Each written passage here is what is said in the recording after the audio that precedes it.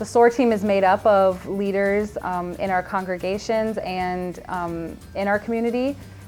Some are pastors, some are lay leaders, and most of them identify as folks of color.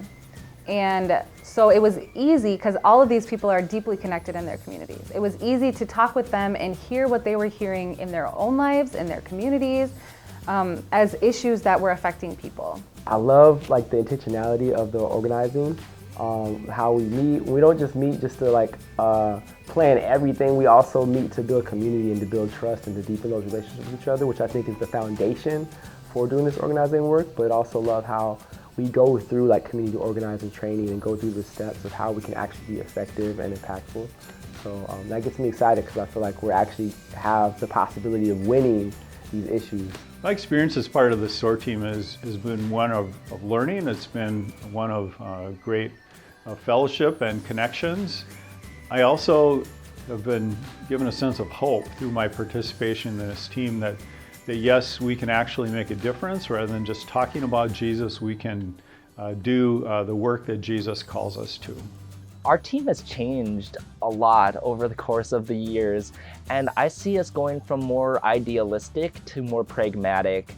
And I feel like we're at a really critical juncture where we're in this moment of transition. We're going from something that was an ideal, something that we really hope to get at, to now we're doing the work. We're doing the boots on the ground type of work. We're starting to be area specific. We know where we have power, where we can grow power, how it's going to really function so that we can get at this specific issue of voter reenfranchisement. So when it comes to racial justice, it can feel so overwhelming to figure out where and how to make a difference when there are so many issues where racial inequity shows up and where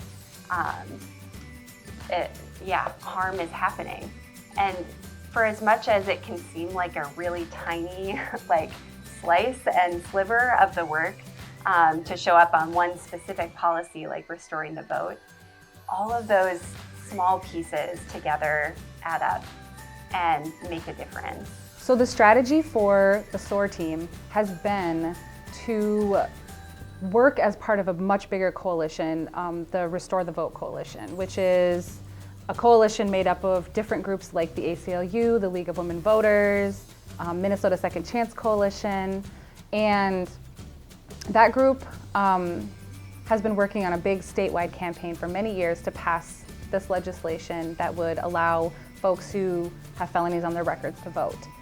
And it hasn't been super successful. We've had over the years, we've had specifically one state senator who chairs the Judiciary Committee that won't even hear the bill. That state legislator is Senator Warren Limmer. Who sets the agenda in a committee is the chair of the committee. Warren Limmer is the chair of the Senate Judiciary Committee, and so he has almost the sole power right now to decide which potential laws around the criminal legal system get a hearing. Well, one of the strategies we're using is reminding our Lutherans about the power that they have. There are a lot of Lutherans in District 37 where Limmer is, and they have the power to make an impact because he is one person who is standing in the way of making our progress. We've made efforts to reach out to Senator Warren Limmer here in formerly Senate District 34, now Senate District 37. Unfortunately, we've not heard back from him or had the chance to talk with him about this. We were hoping that, as leaders in the community in his district, that he would want to have some time with us, and we never got a response from him. So we started doing other actions that would help him to recognize that we're there. Last year, we joined together with Word of Peace Lutheran Church in Rogers to host an event here at Advent to raise awareness around the issue of restoring the vote here in Minnesota. We were able to partner with some other organizations like the Second Chance Coalition and the League of Women Voters, and to hear from experts in our community on their experiences with the criminal justice system and how losing the right to vote has affected their lives.